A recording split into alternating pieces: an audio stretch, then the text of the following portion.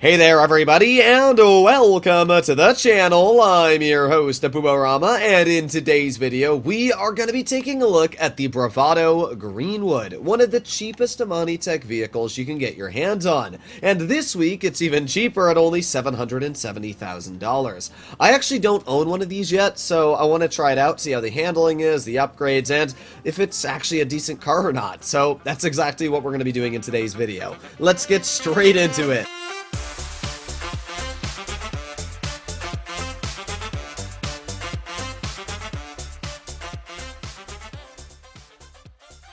And here she is, the Bravado Greenwood. Now, I'm only going to be applying the Imani Tech upgrades inside of our agency, mostly because the lighting is terrible in here, and it's not the best for actually seeing the upgrades. So let's just do the armor plating really quick, make our way over to Imani Tech. We're going to do the missile lock-on jammer, and there should be one other thing, which is the proximity mines. So just like that, we should be all done with the Imani Tech upgrades. I'm going to make my way over to LS Customs, and then we'll finish the upgrade.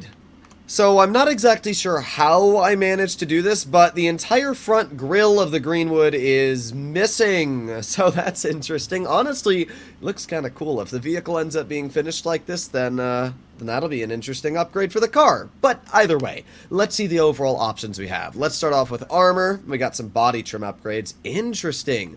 So it looks like removing our body trim bugs out the vehicle and like completely messes it up. That is really, really weird. Well, we're not going to be doing that because I think it looks kind of funky for now. So we're just going to stick with wow, that's weird. So only the ones we can do are blacked out trim or painted trim, or we just have no grill whatsoever. Okay, let's go for painted trim, I guess. That looks fine. All right. Brakes are already done. We got some front bumper options. We can do the large splitter. We got small splitter, painted bumper, and bumper delete. I'm just going to stick with the stock bumper for now. I kind of want this to look like a retro car, so we're going to leave it with the stock front and back bumper, because who doesn't like chrome? Over to the engine options, we got air filters and engine tunes. Let's obviously max out the speed, and now we got some air filter designs. Now we can obviously do the big old pipe sticking out of the front. I kind of do like the air filtered blower. This one looks pretty cool. We also got the butterfly blower. There's quite a bit of options we have available. For now, let's just go for something that we can't see under the hood. That way maybe there's some decent hood options that we don't know about. So we got some exhaust. We can do side exhaust, or we can do some rear exhausts. Honestly, as much as I like side exhaust, I think we're just going to go for this simple one. I do like, obviously, the big side ones, but I think for this vehicle, it's going to make the ground clearance so low, especially when we lower the suspension, it's actually going to be kind of wonky to drive. We got some headlight covers, which don't really do all too much. I guess those are rally headlights, so if they shatter, they don't break everywhere. We got some livery options. Ooh, that's a bright, bright stripe. I do like the white rear stripe. That one looks pretty cool. We got a classic side stripe, which must be black because I can barely see the make out of it. We got pinstripes, invincible. Ooh, that is way too bright. Bravado, stickered up. This one actually looks pretty cool. We got corkers, limited gasoline. I actually really like this one. We might go with this one. Haze, it's obviously got some black here and there. We got some green bling, and okay, there's not all too much there. I'm pretty tempted to go with the limited gasoline. The other one I do like is just the simple striping on the back. I think that looks pretty nice as well.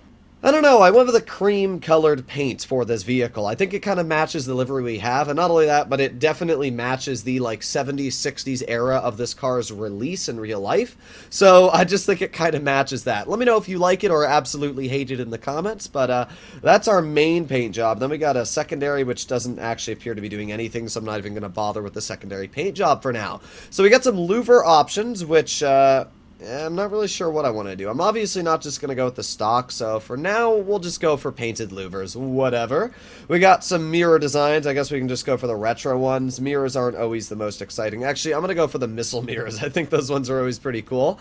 Okay, let's do the license plate. We'll paint that black so you can't see it. We got some roof designs, which... we can do a trim vinyl roof, which removes... Yeah, we're going to stick with the livery. Obviously, we want the livery. we're just gonna stick with the stock roof for now. I think that looks fine. We got some spoiler options. Holy crap, that is a massive wing. Big ol' competition wing. We got a race wing, a street wing. I just don't like how angled they are. I wish they were a little bit less angled. I do like the wing with carbon. That one looks pretty nice. And we got a medium wing. Ooh, I do like the small wing as well. I also like the ducktail. Honestly, this one's what the... Okay.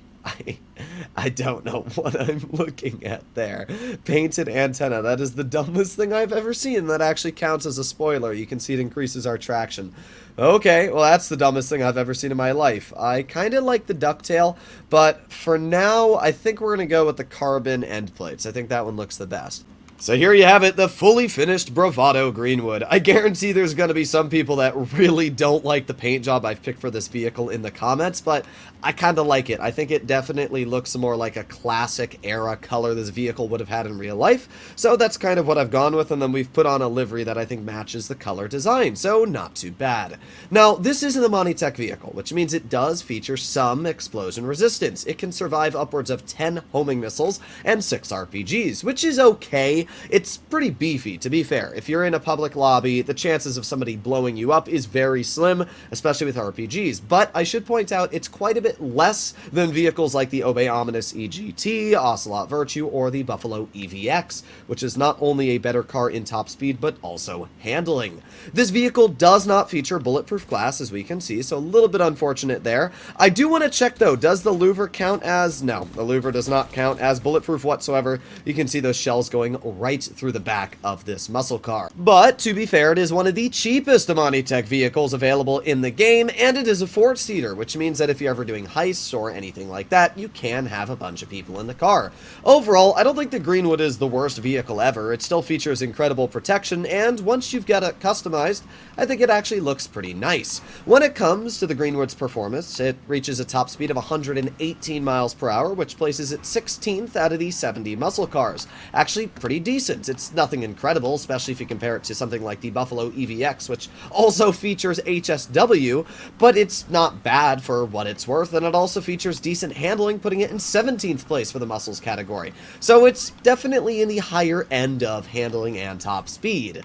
To test how good or possibly bad the Greenwood's handling is, we're going to be going down the track in front of you. This is my favorite way to test really all the attributes a car has. We start off with an uphill climb to see the grip and acceleration while rolling around pretty sharp corners and dodging traffic.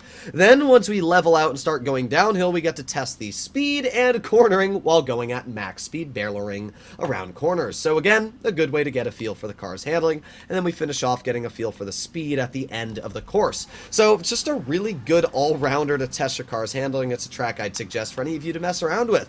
So we're going to start our 3-mile journey and see just how the vehicle does. Starting off with one of the trickiest bits, we have the uphill climb. Not only are we going to have to dodge around traffic, but it's also a great way to see how well this car corners and just doesn't crash. So far, not all too bad. Its acceleration is a bit slower, but to be fair, it's not all-wheel drive, and it is quite a heavy muscle car, so that kind of makes sense. It is losing a bit of grip here and there, so that is something that I expected, as it is rear-wheel drive and quite heavy, but not too bad. Not too bad at all. I didn't have any severe problems, and we were pretty easily able to weave in and out of traffic.